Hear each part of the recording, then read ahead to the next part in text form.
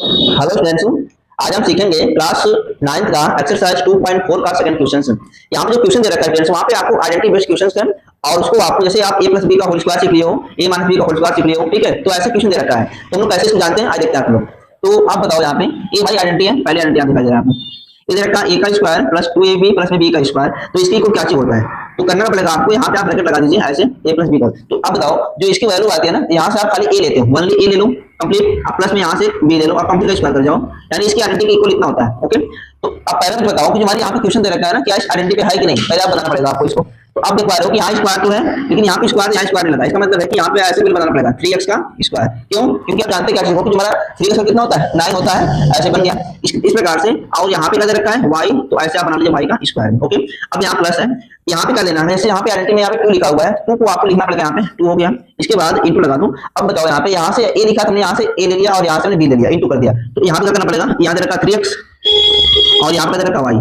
अब मुझे बताओ क्या स्क्वायर करने कितना जाएगा, देखो इसका स्क्वायर करने पे 9 आ जाएगा, कितना जाएगा 9 आ जाएगा, और x का स्क्वायर बन जाएगा भाई, देखो 2 3 कितना 6 होता है ना, 6 आ गया, x और y आ गया, यहाँ पे y का स्क्वायर है। अब यहाँ से करना कैसे, हमने यहाँ से a लिया, यहाँ से b लिया और कंप्लीट स्क्वायर कर दिया, उसी प्रकार से हमें करना पड़ेगा, यहाँ से हम क्या लेंगे 3x लेंगे, क्या लेंगे 3x और प्लस यहाँ से क्या लोगे आप केवल y और कंप्लीट का स्क्वायर कर दो। ये काम करना हो रहा है, इसको अगर आप करना चाहोगे तो कर सकते हैं, 3x प्लस में y एक बराबर 3x प्लस में y, ठीक ऐसे। क्यों? क्योंकि यहाँ पे स्क्वायर लगा हुआ है, तो कोई नंबर अगर स्क्वायर में है उसको ऊपर वैसे कर सकते हो। ओके, तो जो हमारा क्वेश्चन था पहले आइडेंटिटी बेस्ड क्वेश्चन था। अब देख पाए सेकंड आइडेंटिटी आप दे रखी है, यहाँ पे a का स्क्वायर है माइनस 2a प्लस b का स्क्वायर दे रखा है, तो करना पड़ेगा आपको यहाँ से आप a ले लो, ठीक है। अब यहाँ माइनस का माइनस यहाँ प्लस था, प्लस लगाया माइनस, यहाँ से आप b ले लो और कंप्लीट स्क्वायर कर दो इसका, ये हमारा इसका रिजल्ट आ गया। ओके, अब इस रिजल्ट में क्वेश्चन दे रखा है, पहले मुझे बताओ क्या इस रिजल्ट में इसको मैच, इसका जो फॉर्म क्या बन रहा है, नहीं अभी वही बन नहीं पा रहा है, तो वही बनाना पड़ेगा इसको। यहाँ पे जो 4y दे रखा है ना, इसको करो 2y स्क्वायर कर जाओ। क्यों ऐसा? क्योंकि जानते हो जो 2 का स्क्वायर कितना होता है 4, अब y स्क्वायर बन जाएगा ऐसे।